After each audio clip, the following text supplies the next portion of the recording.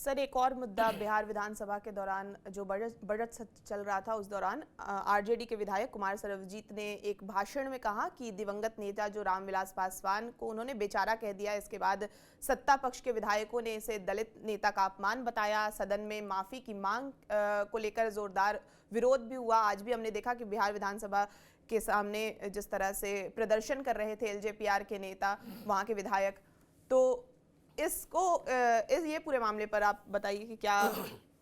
देखिए, इसमें तो मुझे राजनीति दिखाई पड़ती है और इसमें मुझे बहुत कुछ दिखाई पड़ता नहीं है। जहां तक सवाल है, दोनों सियासी दल हैं और दोनों किसी न किसी नाम पर राजनीति तो करेंगे ही। जहां तक सवाल है, रामविलास पासवान का दिवंगत हो चुके हैं, बड़े नेता थे, राष्ट्रीय नेता थे।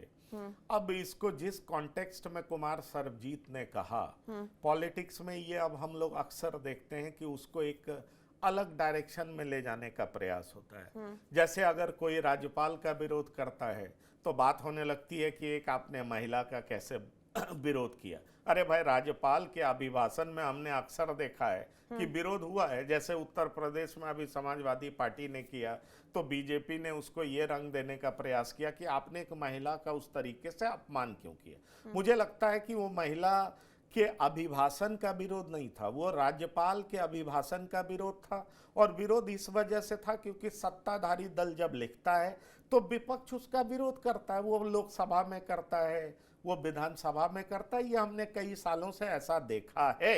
लेकिन सवाल ये उठता है कि आजकल थोड़ा हर चीज को पॉलिटिसाइज करना, वो हमने देखा है कई बार। आपने देखा होगा कि लोग पूछते हैं कि अरे भाई, तेजस्वी यादव तो हेलीकॉप्टर पे उड़ रहे होते हैं। लोग ये पूछते हैं और उनका कहने का मतलब ये कतई नहीं होता कि तेजस्वी यादव हेलीकॉप्टर पे नहीं घूम सकते। पर हमने कई बार ये भी देखा है कि प्रवक्ता उसको तुरंत दूसरे एंगल में लेके चले जाते हैं कि क्या एक ओबीसी जो है हेलीकॉप्टर से नहीं चल सकता। कमाल है भाई। ये कहने का मतलब नहीं, हमारे सामने जो नेता है, चाहे वो ओबीसी हो, चाहे दलित हो, चाहे अपर कास्ट हो, उसके कंडक्ट की चर्चा तो होगी ना, उसके पॉलिसी की चर्चा तो होगी ना, उस पर वाद विवाद तो होगा ना। आखिरकार वाद विवाद नहीं होगा, चर्चा नहीं होगी, उस पर लोग बात नहीं करेंगे तो किस तरह का लोकतंत्र देखना हम चाह रहे हैं।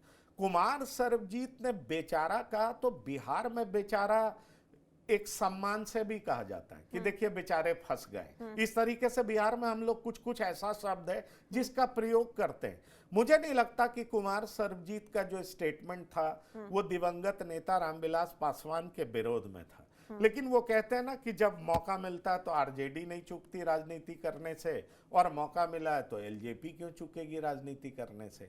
इसलिए जो राजू तिवारी हैं जबरदस्त तरीके से इसको पॉलिटिसाइज कर रहे हैं। पूरा एलजेपीआर को एक मुद्दा मिल गया है क्योंकि रामविलास पासवान बड़े नेता थे और उनके नाम पर वो अपने आधार वोट बैंक को, अपने समर्थकों को एक बार फिर से यूनाइट कर सके। मैत्री, एक सबसे बड़ी बात ये होती है कि पॉलिटिक्स में, लोकतंत्र में अपने समर्थकों को बीच बीच में यूनाइट भी करना होता है, उनको रीइग्नाइट भी करना होता है, क्योंकि कंप्लेसेंसी बड़ा खराब माना जाता है। इसलिए आप देखेंगे कि सत्ता में भी हैं तो ऐसे ऐसे मुद्दे को सामने लाइए और उसके बाद अपने समर्थकों को यूनाइट करते रहिए, इग्नाइट करते रहिए, रीइग्नाइट करते रहिए, ताकि आपके समर्थक कॉम्प्लेसेंट नहीं हो। इस काम में बीजेपी बहुत आगे दिखाई पड़ती है। जब आप देखेंगे कि बीजेपी के पूरे प्रोग्राम को आप देखेंगे तो आपको दिखाई पड़ेगा कि रोज दिन का कोई ना कोई उनका कार्यक्रम रहता है, महीने का कार्यक्रम रहता है, साल का कार्यक्रम रहता है,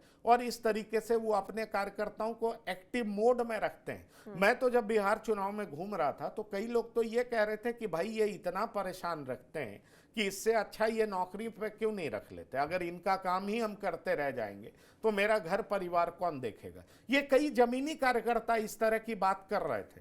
पर ये एक पॉलिटिकल पार्टी का अपना स्टाइल होता है, उस पर मैं कोई कमेंट करने वाला होता नहीं हूं। पर मुझे इसमें सिर्फ और सिर्फ राजनीति दिखाई पड़ रही है। दरअसल देख लीजिए, बिहार की राजनीति में लालू प्रसाद हो, रामविलास पासवान हो, ये सब इस तरह के नेता हैं, इनका स्टेचर अब इस तरह का हो गया है।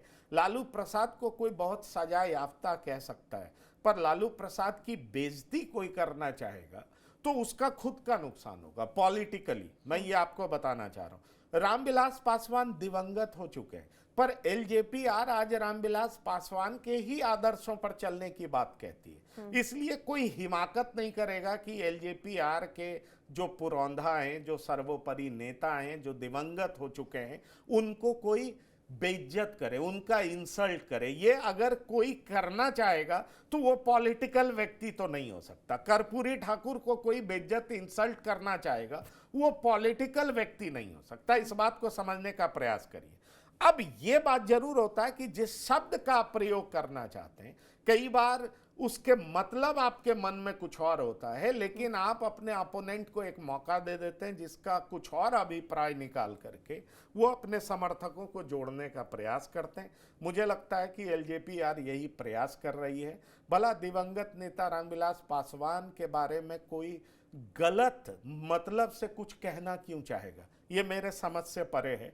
मैं आरजेडी ने जो कहा और जिस कॉन्टेक्स्ट में कहा, सवाल यह है शाब्दिक अर्थ और कॉन्टेक्स्ट, इसका मतलब निकाला जाना बहुत जरूरी है। लेकिन बहरहाल एलजेपीआर सड़क पर है, अपने समर्थकों को यूनाइट कर रहा है, अपने समर्थकों को फिर से जोड़ने का प्रयास कर रहा है, और राजनीतिक पार्टी मौके मौके पर इस तरह का प्रयास करती है। मुझे तो इसमें राजनीति के सिवा कुछ और दिखाई नहीं पड़ता।